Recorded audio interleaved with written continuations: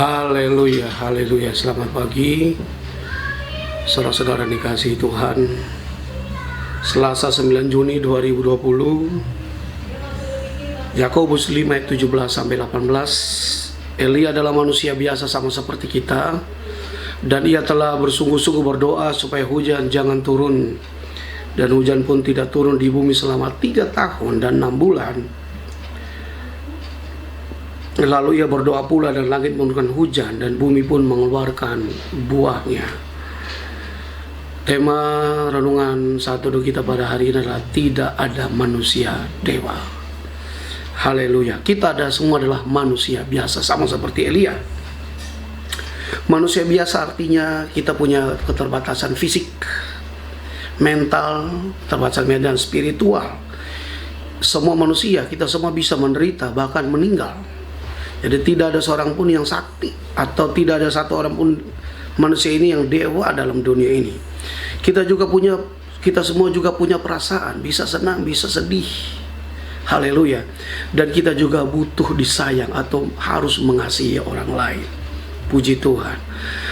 Contoh Barnabas dan Paulus di Listra disangka dewa-dewa oleh orang-orang masyarakat di sana karena mereka berdoa buat orang yang sakit lumpuh sejak lahir dan disembuhkan Tuhan. Barnabas dipanggil Zeus atau Jupiter, yaitu dewa orang Yunani yang berarti bapa penolong. Dan Paulus mereka panggil Hermes atau Merkurius atau dewa pembawa berita.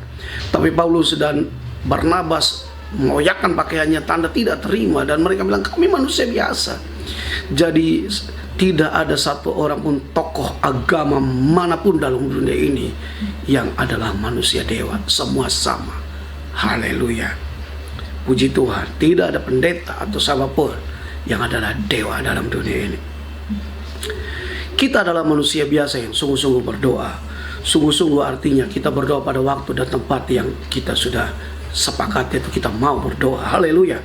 Contohnya Yesus berdoa di Taman Getsemani sebelum menghadapi salib tentunya. Petrus dan Yohanes berdoa pada waktu jam sembahyang pukul 3 petang. Kisah Rasul pasal 3 ayat 1. Ada sebuah contoh yang baik yang kita belajar dalam Kisah Rasul 10. Cornelius, seorang perwira pasukan Italia. Dia bukan hanya berdoa, tapi dia juga memberi sedekah atau beramal atau memberi donasi. Jadi doa yang sungguh-sungguh artinya bukan hanya berdoa, tapi doa yang disertai dengan perbuatan, iman dan perbuatan. Apa yang dilakukan? Dia memberi. Haleluya. Akhirnya doanya didengar Allah dan persembahannya diingat oleh Tuhan. Itu contoh dari Cornelius. Haleluya. Contoh yang berikut, murid-murid tidak bisa mengusir orang yang kerasukan setan sampai bisu. Kenapa? Mereka tidak sungguh-sungguh berdoa. Yesus bilang jenis ini hanya bisa berdoa. Dan di kitab lain ditambah dengan berpuasa.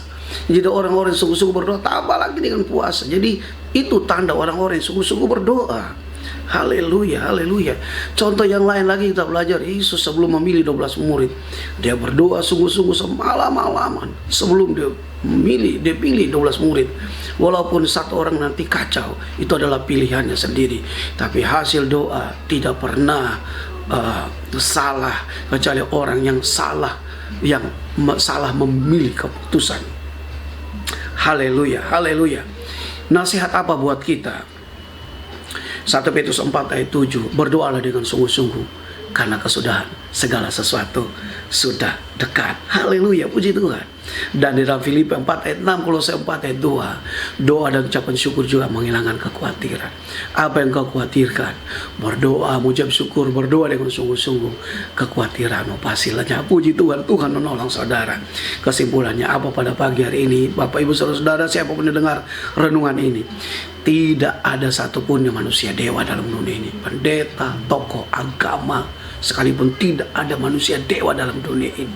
Semuanya bisa menderita, semua bisa meninggal, semua punya kelemahan. Tapi kita manusia biasa yang mau bersungguh-sungguh berdoa, dan akan terjadi hal-hal yang luar biasa. Puji Tuhan. Tuhan berkati semuanya. Mari kita makin cinta Tuhan Yesus. Haleluya.